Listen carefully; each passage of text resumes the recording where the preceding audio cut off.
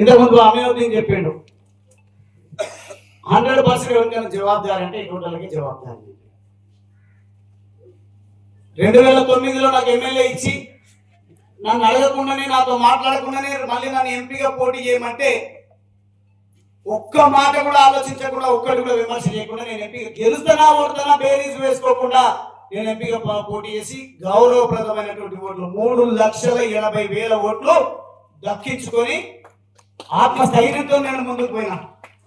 మళ్ళీ తిరిగి 2014 ఎన్నికలు వస్తే తెలంగాణ వచ్చిన తర్వాత టికెట్ ఇచ్చేటువంటి విషయంలో ఇంకెవరెవరు వస్తారంటే వచ్చినాక అనౌన్స్ చేద్దాం. గువ్వల బాలరాజుకు టికెట్ ఇచ్చేటువంటి విషయంలో వేచి చూసే ధోరణి అవసరమా? తర్వాత 2018లో నేను ఎమ్మెల్యే గారు ప్రూవ్ చేసుకున్నాను, నాకు తెలిసి కొంత గొప్ప. 2018లో టికెట్ ఇచ్చేటప్పుడు ఇప్పుడు నేను ఎవరినో అనడం కాదు, పెద్దలు రాములు గారు కూడా అర్థం చేసుకుంటారని నేను భావిస్తున్నాను. పాపం ఆయనకు టికెట్ ఇస్తారని ఆయన తీసుకొచ్చింది, ఆయనకు నాకు ఇక్కడ పంచాయతీ పెట్టారు.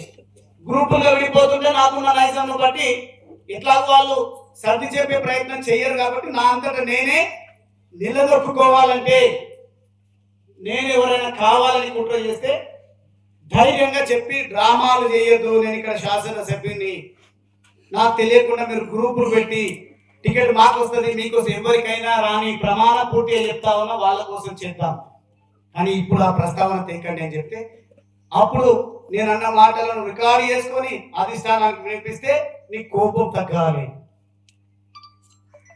నువ్వు అట్లా అనవద్దు. నా ఆవేదన వ్యక్తీకరిస్తే కూడా కోపమా? ఏదైనా గట్టిగా మాట్లాడితే కోపమా? నేను మందు తాగను, నాకు నిజంగా చెప్పాలంటే ఏ సమస్యలు లేవు, నాకెందుకు ఫ్రస్ట్రేషన్? నాకు ఇబ్బందులు ఉండాల్సినటువంటి అవసరం ఏముంది? అప్పుడు అది జరిగిపోయింది. ఎవరికైనా నేను కూడా త్యాగం ప్రజల కోసం చేస్తా, ఆ త్యాగం పార్టీల కోసం చేయాల్సిన కర్మ నాకు పట్టలేదు. కమిట్మెంట్ నా ఆలోచనల కోసం కమిట్మెంట్తో ఉంటా, నా ప్రజల కోసం కమిట్మెంట్తో ఉంటా, పేదరిక నిర్మూలన కోసం కమిట్మెంట్తో ఉంటా. రేపు నిజంగానే నేను పార్టీలో చేరితే ఆ పార్టీ నీకు టికెట్ ఇవ్వదు, కానీ పార్టీని గెలిపించే ప్రయత్నం చేయి, నీ ఆశయం ఏముందో పేద ప్రజల కోసం కావాల్సినటువంటి ఎజెండాను నిర్మిస్తామని ఎవరైనా చెప్తే దానికోసం నేను సిద్ధంగా ఉంటాను. కానీ నీకు టికెట్ ఇస్తాం, నీకు పైసలు ఇస్తాం, గెలిస్తే చాలు కదా అన్నటువంటి ఆ పదవులు ఎందుకు, ఏం అవసరం నాకు? నేను ప్రభుత్వ విప్ పదవి కూడా నేనేం అడిగింది కాదు. ఎస్, మొదటిసారి గెలిచినప్పుడే నేను మంత్రి పదవి అడిగినటువంటి మాట వాస్తవం. కోసం మాట్లాడితే ఎవరైనా తప్పు పడతారు కాబట్టి అది తగ్గించుకోవాల్సిన అవసరం లేదు. కాకపోతే ఎవరంటే వాళ్ళు పనికిరాని వేదవాళ్ళు కావాలని మాట్లాడించి రికార్డ్ చేసి కట్ చేసి వానికి అవసరమైంది పెడుతున్నారు. నిజాయితీగా నువ్వు మాట్లాడుతున్నా దాన్ని సారాంశం ఏందో ప్రజల్లోకి తీసుకువెళ్ళడం లేదు. వాళ్ళంతా నిన్ను రాజకీయంగా అంతమొందించాలి, చివరికి నిన్నే అంతమొందించాలని ప్రయత్నాలు చేస్తున్నారు. జాగ్రత్తగా ఉండాలి. నా వెల్ విషర్స్ సూచనలు చేసి ఆ సూచనల కారణంగా నేను ఇంకా కొంత గుడి కార్యక్రమాలు, చావు బ్రతుకులు, శుభ కార్యాలు తప్ప నేను పెద్దగా కార్యక్రమాలు చేసింది నేను లేదు. చాలాసార్లు అన్నారు అమీనుద్దీన్ అటువంటి మిత్రులు, ఈ ఇష్యూ బర్నింగ్ ఉంది, దీని మీద పోరాటం చేద్దాం. విద్యార్థులు అన్నారు కాలేజీ దగ్గర మా భూమి కబ్జా అవుతుంది, దీని మీద ప్రయత్నం మాకు చేద్దాం. లేదంటే ఎన్నడో లేనిది ఈద్గా దగ్గర ప్రభుత్వ స్థలం ఆక్రమణకు గురవుతుంది, దీని మీద పోరాటం చేయండి అన్నారు. కానీ లోపాయికారి ఒప్పందంతోన ఎన్నికల కంటే ముందే ఇప్పుడున్నటువంటి ముఖ్యమంత్రి నన్ను ఓడించడం కోసం ఇక్కడ ఉన్నటువంటి నీ నాయకులను కొంతమందిని డమ్మీ చేసిన సంగతి నాకు తెలుసు. మేము అధికారంలోకి రావడం ఖాయం, చకచకా మీ పనులన్నీ చేసేయడం ఖాయం అన్నారు. అగ్రిమెంట్ ప్రకారం చేసేస్తున్నారు.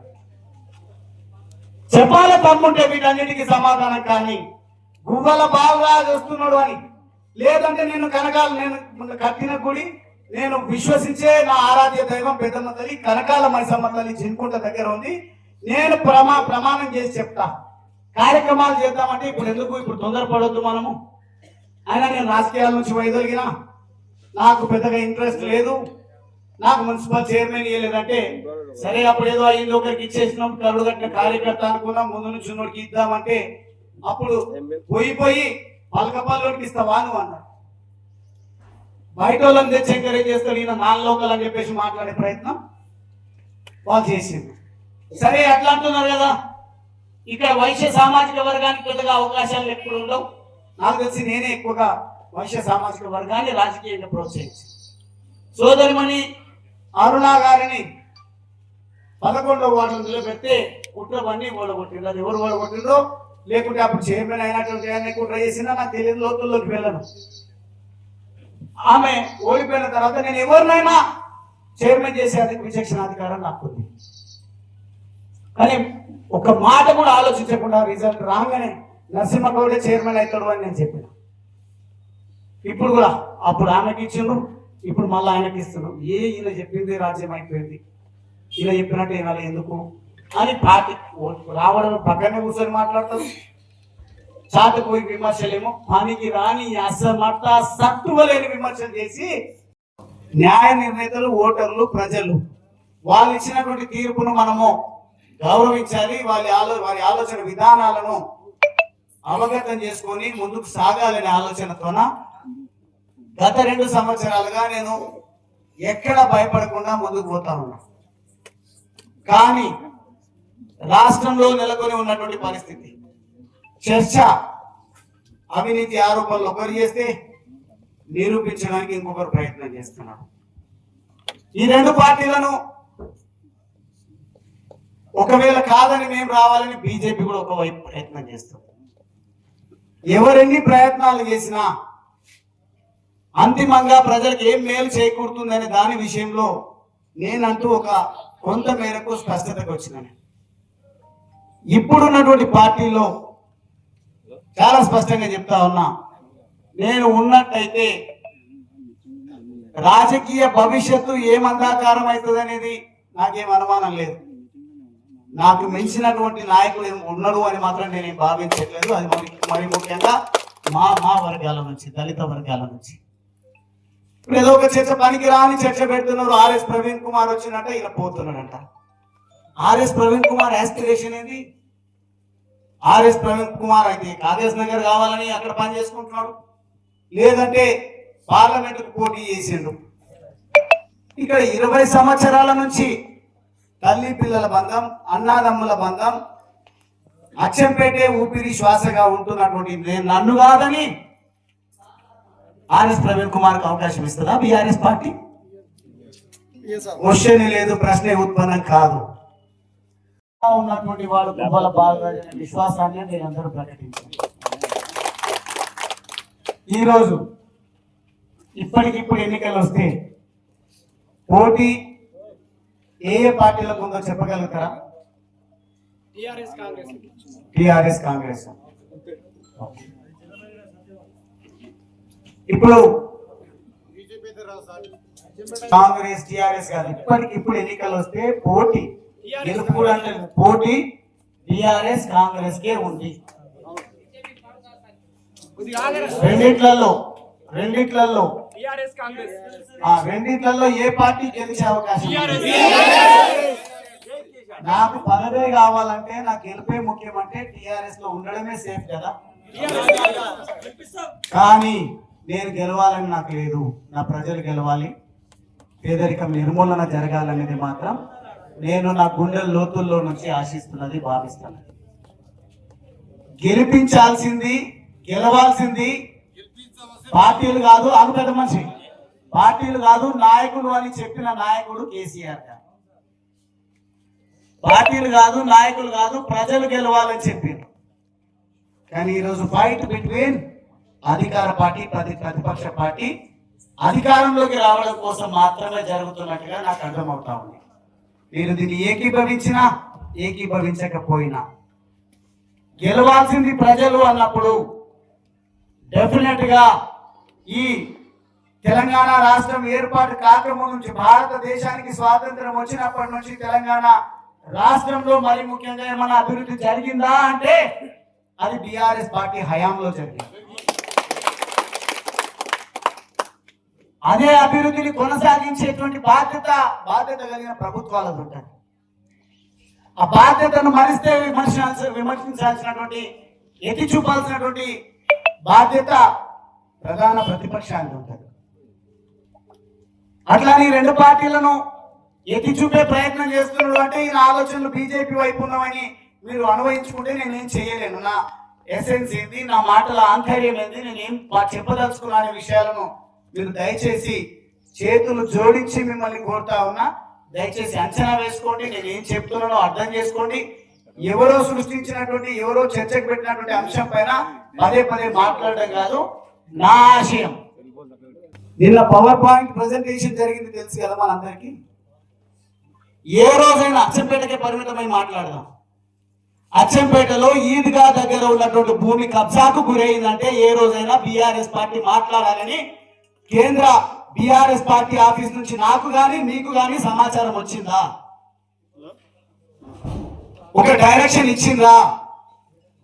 లేదు అంటే జూనియర్ కాలేజ్ దగ్గర విద్యార్థుల ఆస్తిని కొల్లగొట్టుకుంటున్నారు, ఆస్తిని కాపాడాల్సినటువంటి బాధ్యత బీఆర్ఎస్ పార్టీకి ఉంది, పోరాటం చెయ్యండి అని ఎవరైనా చెప్పిందా? నేను అడుగు పెడుతుంటేనే నా పైన కుట్రలు చేసి నన్ను పూర్తిగా అంతమొందించాలని ప్రయత్నం చేస్తే కూడా ఎవరు పట్టించుకున్నటువంటి దాఖలాలు లేవు. నియోజకవర్గంలో నా ద్వారా ప్రజాప్రతినిధులైనటువంటి వాళ్ళు, నా ద్వారా నాయకులైనటువంటి వాళ్ళు నా కష్టాన్ని నమ్ముకొని నా త్యాగం వల్ల ఎదిగినటువంటి వాళ్ళు ఎవరు లైవ్ లైట్లకు వచ్చిండ్రు, ఎంతమంది ఈరోజు మళ్ళీ నేను రావాలని కోరుకుంటున్నారు, ఎంతమంది నేను పోవాలని కోరుకుంటున్నారు అనేది ఈరోజు స్పష్టంగా తెలుస్తా ఉంది. యువత, నిబద్ధత కలిగినటువంటి వాళ్ళు, అణగారిన వర్గాలు, బడుగు బలహీన వర్గాలే కాకుండా అగ్రవర్ణాల్లో ఉన్నటువంటి వాళ్ళు కూడా పేదలు మాత్రమే నన్ను కోరుకుంటున్నారు. అది నా అదృష్టం. నిజంగా ఈరోజు చూడండి, గుంపన్పల్లి సంఘటన నాకు బాగా గుర్తు. నిరంజన్ యాదవ్, గుంపన్పల్లి ఇద్దరిది సంఘటన జరిగితే నాయకులేమో తప్పించుకొని తిరగాలి అన్నారు, నేనేమో నా మెడకు చుట్టుకొని సమస్య పరిష్కారం కావాలి అన్నా. రాజకీయంగా నాకు లబ్ధి అవసరం లేదు, నాయకుడి బాధ్యత సమస్యను తేల్చాలి అని చెప్పేసి క్యాంప్ ఆఫీస్ లో బయట ఎక్కడ వీలైతే అక్కడ వాళ్ళతో మాట్లాడి, నేను ఆడడానికి వెళ్తే, బ్యాడ్మింటన్ ఆడడానికి వెళ్తే గ్రౌండ్ దగ్గర కూడా పిలిపించుకొని అక్కడే మాట్లాడేది తప్ప నేను ఆ సమస్యను గాలి పొందలేదు. శంకర్ అవునా కాదా? పెనాల్టీ కట్టిన నేను ప్రేమతో కట్టిన పెనాల్టీ. నిరంజన్ చెల్లి ఎవరు? అమ్మాయి చనిపోయింది, వాళ్ళ భర్త పార్వతి వాళ్ళ భర్త చనిపోయింది కదా, కరెంట్ షాక్ లో చనిపోయింది. లస్కర్ నిరంజన్ కొత్తగా ఇల్లు నిర్మించుకుంటుంటే ఆ ఇంట్లో చనిపోతే, కరెంట్ షాక్ కొట్టి చనిపోతే వీడేమో కూల్ చేయడానికి వెళ్ళు, వాళ్ళేమో పెద్ద దిక్కును కోల్పోయారు, కుటుంబ పెద్దను కోల్పోయారు, కుటుంబం రోడ్డు మీదకి వచ్చింది. వాళ్ళ కోసం ఏమైనా చేద్దామని ఇవన్నీ కూడా మాట్లాడతారు మీరు అని మీరే మాట్లాడుకోండి, పోలీస్ స్టేషన్ మీరే మాట్లాడండి, పంచాయతీలు మీరే చెప్పండి. అంటే ఇక్కడ ఉన్న నాయకత్వం ఏం ఆశించింది, ఏం అలవాటు చేసింది అచ్చంపేట ప్రజల కంటే?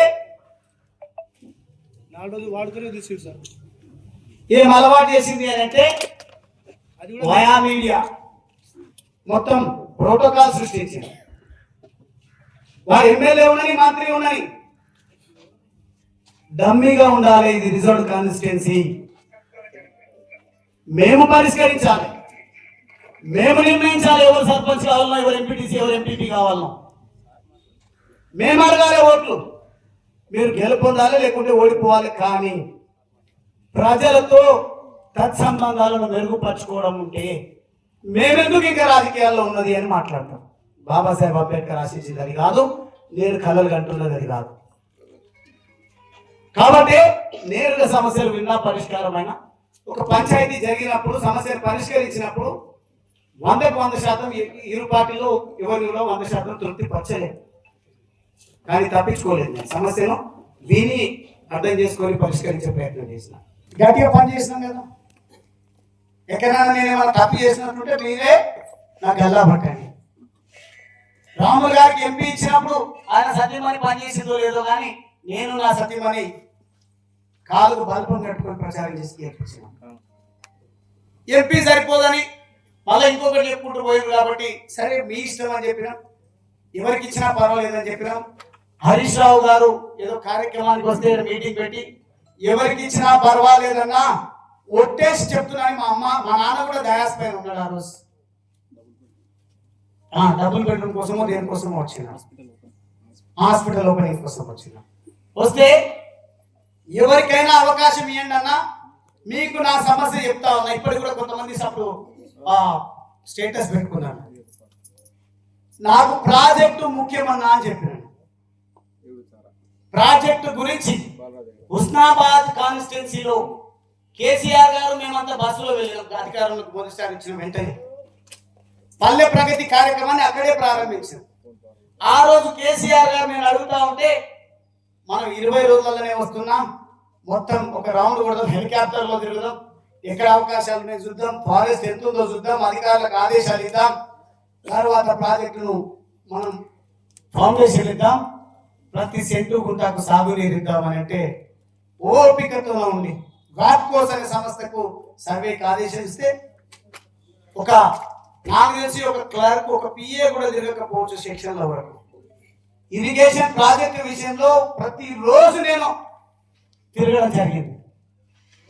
ఎప్పుడు వారు మాట్లాడిన రికార్డు చూస్తే మీకు తెలుస్తుంది. గువ్వల బాలరాజ్ కాంట్రాక్ట్ కోసం ప్రయత్నం చేసిండా, స్వలాభం కోసం ప్రయత్నం చేసిండా, అచ్చంపేట రైతాంగాన్ని దృష్టిలో ఉంచుకొని విద్యుత్ మన ప్రాజెక్టు కోసం ప్రయత్నం చేసిండా, ఇరిగేషన్ ప్రాజెక్టు కోసం ప్రయత్నం చేసిండా అంటే మీకు అర్థమవుతుంది. కానీ ఆ ప్రాజెక్టు వల్లనే నేను ఎక్కువ ఓట్లతో ఓడిపోవడం జరిగింది. ప్రాజెక్టు సాధించినాం, పైలాన్ కట్టినాం, 10 రోజులు డయాస్ పెట్టినాం. ఫౌండేషన్ వేయడానికి మీరు కాకుంటే టౌన్లో నేను ఫౌండేషన్ పెట్టుకోవడానికి కారణం ఏంటంటే జ్యూరిడిక్షన్ ప్రాబ్లం రావద్దు, ప్రోటోకాల్ ప్రాబ్లం రావద్దు, పోర్ట్ఫోలియో ప్రాబ్లం రావద్దు. మున్సిపల్ అడ్మినిస్ట్రేషన్ మినిస్టర్ గా కేటీఆర్ గారు ఉన్నారు కాబట్టి అచ్చంపేటలో టౌన్ పరిధిలో నేను పైలాన్ కట్టించడం జరిగింది. రేపు భవిష్యత్తులో ఎవరు అడగద్దు అని పైలాన్ కట్టిస్తే ఆ పైలాన్ ఏమో ఒక డిస్ట్రిక్ట్ బొమ్మలా కనిపిస్తుంది అచ్చంపేట ప్రజలకు. 2 గంటల్లో నోటిఫికేషన్ వస్తుంది, మేము రావడం కుదరదు, వదిలేసేయి, ఆ ప్రాజెక్టుతోనే తెలుస్తావా, నేను లేనా అని మాట్లాడి ఫౌండేషన్ కు పువ్వులు కూడా అలంకరణ కూడా చేసినాం. పైలాన్ నేను, మా సతీమణి, నా అన్నదమ్ములు, నా అచ్చంపేట నియోజకవర్గ ప్రజలు వెళ్ళి కొబ్బరికాయ కొడితే ఇప్పుడున్న ప్రభుత్వం ఎవడన్నా కొట్టని ప్రాజెక్టును ముందుకు తీసుకపోతే బాగుంటుందని సోయి లేకుండా నా పేరు ఎక్కడ కనిపిస్తే అక్కడ చేర్పిస్తున్నా. నాకు విశ్వాసం ఉంది, గువ్వల బాలరాజ్ పేరు యువత గుండెల్లో ఉంది, గువ్వల బాలరాజ్ పేరు అచ్చంపేట ప్రజల మనసుల్లో ఉంది. అచ్చంపేటలో ఉన్న ప్రతి చెట్టు పుట్టకు కూడా తెలుసు గువ్వల బాలరాజ్ పని విధానం ఏంటిది, గువ్వల బాలరాజ్ ఏం చేసిండు అనేది. ఇవన్నీ మర్చిపోయి నేను ఎవరినైనా అధికారిని మీరు ఎందుకు ఇంకా ప్రపోజల్స్ పంపలేదు అని అధికారులతో మాట్లాడితే ఐఏఎస్ లను అట్లా మాట్లాడు. ఐఏఎస్ అంటే గౌరవం ఉంది, బ్యూరోక్రాట్స్ అంటే గౌరవం ఉంది. కానీ నాకు తెలిసి నాకున్న ప్రివిలేజెస్, ఒక శాసన సభ్యుడికి ఉండేటువంటి ప్రివిలేజెస్ చాలా ఎక్కువగా ఉంటాయి. ఏ అధికారినైనా కలవచ్చు, ముఖ్యమంత్రిని కూడా వితౌట్ అపాయింట్మెంట్ వెళ్ళొచ్చు, అది వేరు మాట. ముఖ్యమంత్రి గారి పైన గౌరవం కొద్ది అపాయింట్మెంట్ ఇవన్నీ విషయాలు అవన్నీ ఉన్నాయి, అది వేరు మాట. మళ్ళీ నేను ఆ విమర్శలు ఒకవేళ కనుక ఇవన్నిటిని విన్న తర్వాత వాళ్ళ పని వాళ్ళు చేసుకుంటూ పోతేనేమో సరే, లేదు అని అంటే నేను నిజంగా డాక్టర్ వైఎస్ రాజశేఖర రెడ్డి గారు అధికారంలోకి వచ్చిన తర్వాత తను మాట్లాడిన మాట ఏంటంటే, కోపం అనే నరాన్ని తెంచుకుంటున్నా అని చెప్పేసి నిజంగా ఎప్పుడు కూడా పొలైట్ గా నవ్వుతూ ఉన్నారు. నేను ఆ ప్రయత్నం చాలాసార్లు చేసిన, కానీ నాలో ఉన్నటువంటి ఉడుకు రక్తం అనుకోండి, లేకుంటే నా నైజం అనుకోండి, ఎన్నిసార్లు అనుకోని మెడిటేషన్ చేసినా దేవుణ్ణి మొక్కినా నాకు ఆ ఫైర్ అనేది తగ్గట్లేదు. కానీ ఆ విషయాన్ని ఆ రకంగా చేసి మా దగ్గరికి సమస్య రాకుండా మొత్తం నీ దగ్గరికి వచ్చేటట్టు చేస్తే మేమెందుకు అని మాట్లాడేది. తర్వాత ఇప్పుడున్నటువంటి ఎమ్మెల్యే ఎన్నికల ప్రచారాన్ని వెల్టూరులో ముగించుకొని నేను వస్తా ఉంటే జీర్ణించుకోలేక రౌడీలను గూండాలను రోడ్డుకు అడ్డం పెట్టి ఆటంకపరిచి తానే స్వయంగా రాయితో కొడితే దెబ్బ చిన్నదే తాకింది, కానీ తరగకూడని ప్లేస్ లో తాకినందుకు ఇబ్బంది అయిపోయి హైదరాబాద్ పోతే నాటకాలు అని చెప్పిండ్రు. ఇంత పెద్ద పార్టీ కట్టుకున్నాడు, ఇక్కడ దెబ్బ తాకితే ఇక్కడ కట్టుకున్నాడు. మీకేమైనా నిబద్ధత ఉంటే విజువల్స్ చూడండి, నాకు ఎక్కడ దెబ్బ తాకింది, ఎక్కడ కట్టుకున్నాను. దెబ్బ ఒకటి తగ్గింది అన్నాడు, పార్టీ ఒకటి తగ్గింది దగ్గర కట్టిండు అన్నాడు, నాటకము అని మాట్లాడిండు. ఆ అటాక్ జరిగినప్పుడు కూడా హాస్పిటల్కి వచ్చి మందలించిపోయిండ్రు తప్ప అది సెన్సేషన్ అయినట్ట.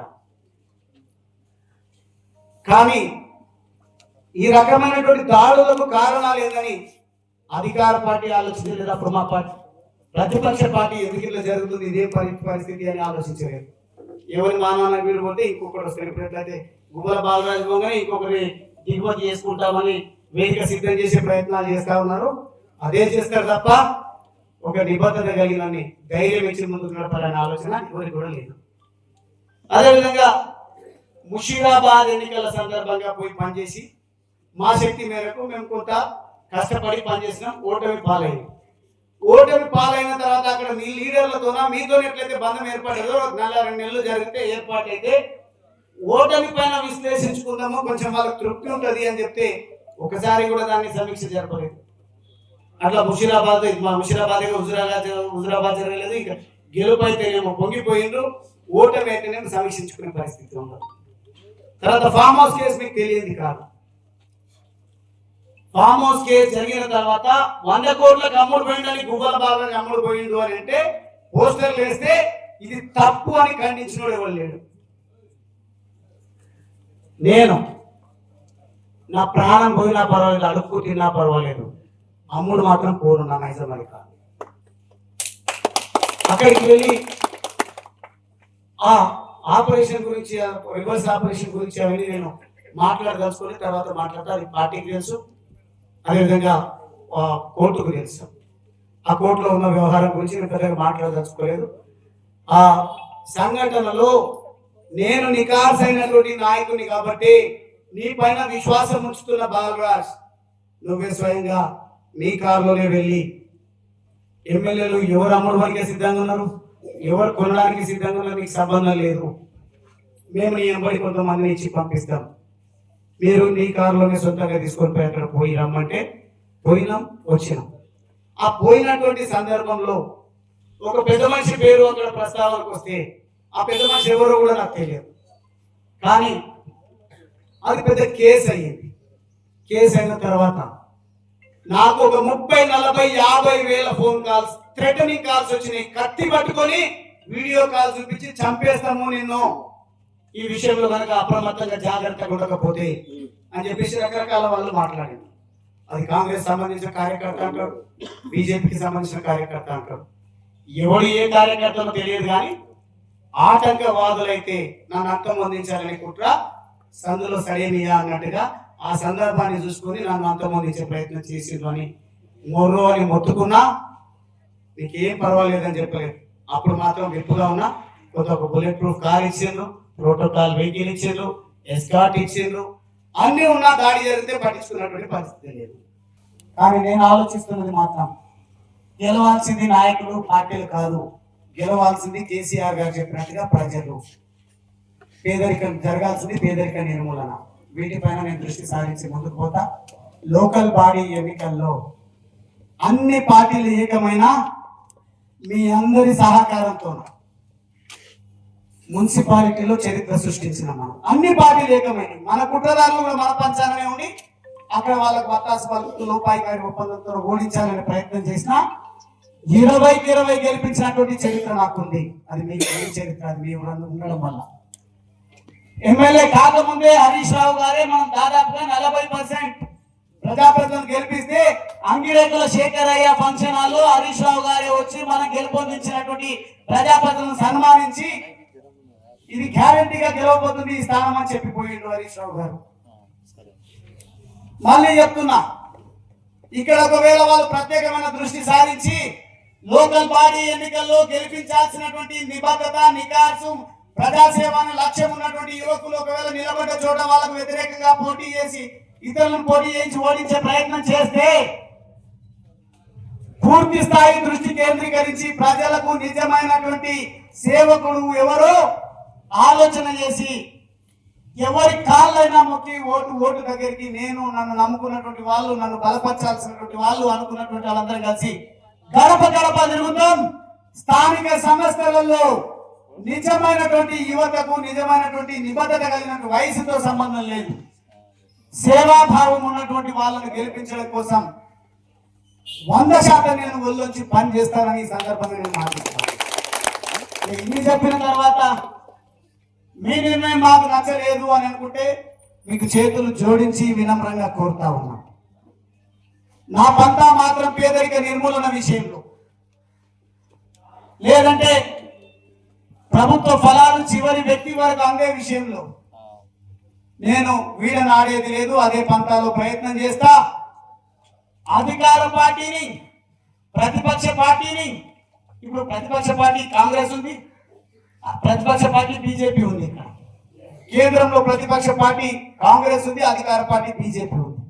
ఈ రెండు పార్టీలను ప్రశ్నిస్తూ చావనైనా చేస్తా కానీ ప్రజాసేవ చేసేటువంటి విషయంలో వెనకడుగు వేయను, వెన్ను చూపి పారిపోను, రాజకీయంగా జన్మనిచ్చినటువంటి నా అచ్చంపేట గడ్డను వీడను అని సందర్భంగా నేను ప్రమాణం చేస్తూ మరొకసారి విజ్ఞప్తి చేస్తా ఉన్నా. ఇంత పుట్టలు కుతంత్రాలు చేసిన నేను మిమ్మల్ని కలవనికే వస్తున్నా అంటే బీఆర్ఎస్ పార్టీ ఆదేశం మేరకు బీఆర్ఎస్ పార్టీకి వెన్నుపోటు పొడిచినటువంటి వాళ్ళతో సమావేశం పెట్టించినటువంటి ఈ సందర్భంలో కూడా మీరందరూ వచ్చినందుకు మీ అందరికి చేతులు జోడించి నమస్కారాలు తెలియజేస్తూ నేను సెలవు తీసుకుంటాను.